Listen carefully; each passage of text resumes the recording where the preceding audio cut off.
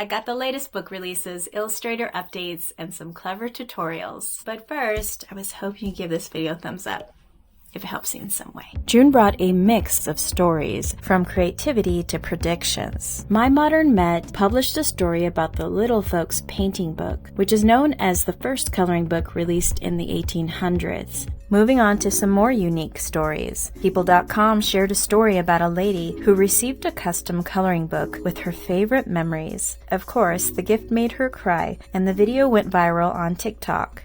And the next one is a quirky tradition. AP News shared a video about an annual event held in central Minnesota. Locals gather every June to sharpen a 20-foot pencil carved from a fallen oak tree. If it were up to me, I'd actually transform that pencil into a Prismacolor indigo-shaped pencil, as I often go through over a dozen of that color every year. What color would you pick?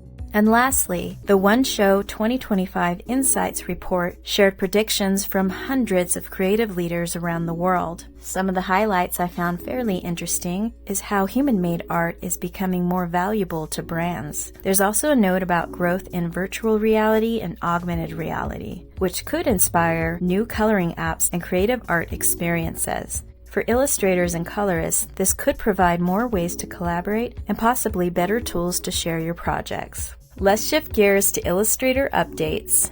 Emily Lighthole-Oberg asked fans a very difficult question, whether they prefer her newest fairy art drawing or her mermaid design. Speaking of magical illustrators, the creator behind Elven Valley released a behind-the-scenes look at the cast of characters that were inspired by the newly released coloring book. And Alvia Alcedo draws all kinds of incredible dragons and was recently featured on Design Stack. And if you love dragons like I do, you need to check out that Instagram. It is constantly flowing with all types of dragons.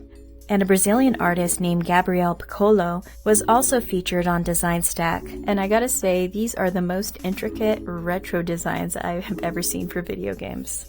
The popular portrait illustrator Anastasia also shared a flip-through of promo on their YouTube channel. Annie Reyes was also featured, and the main highlight was how she transformed art into a healing movement. And Whimsy Tales shared tips on how to identify AI coloring books from an artist's perspective.